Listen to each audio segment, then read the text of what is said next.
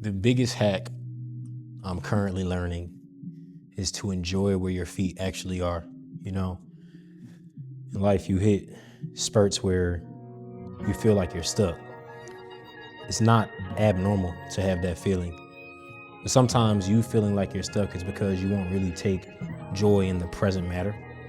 It can be difficult because everything around you feels like it's evolving and it's moving.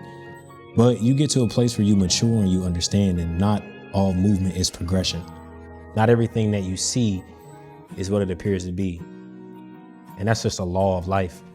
And once you learn to be content with that law, then you learn to be content within yourself. You learn what it means to have joy in all things, to give thanks in all things, but more importantly, to be present where your feet are. You might think everything is bad because stuff is not as beautiful as you would like it to be, where certain opportunities or doors are not open. But there's a former version of you that would have quit by now. This present version of you can't even compare to what the future you looks like. The future you is just on a different level. But in order for you to get to where you need to go, you really have to appreciate who you are and where you are right now. It doesn't mean don't look to progress. But what it does mean is to make sure that in everything you are, you're grateful. That's what it really means to be where your feet are planted. That's what it really means to water your own grass. And there's nothing wrong with looking at somebody else's garden and seeing all their fruit and being inspired. It's everything wrong with becoming envious in your heart.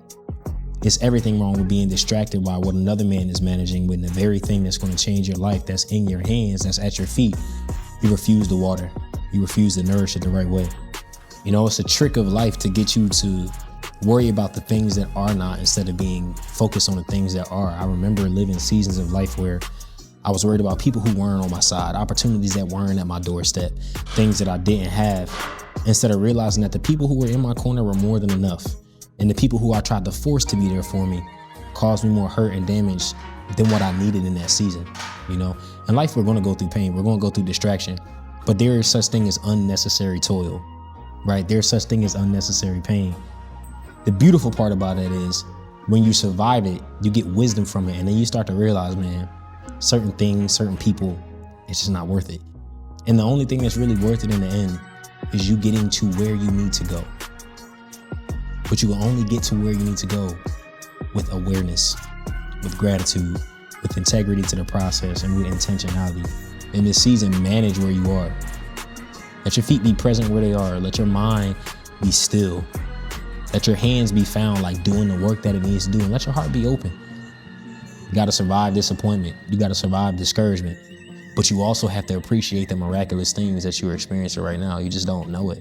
That disappointment and that discouragement is a miracle. That closed door is a miracle. A lot of times you focus on one door that you don't see all the other doors that God has open for you after you really step back and see how big the picture is.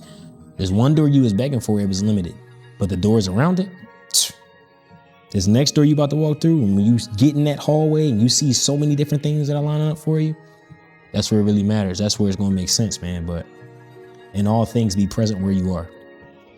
That's the key. That's the key.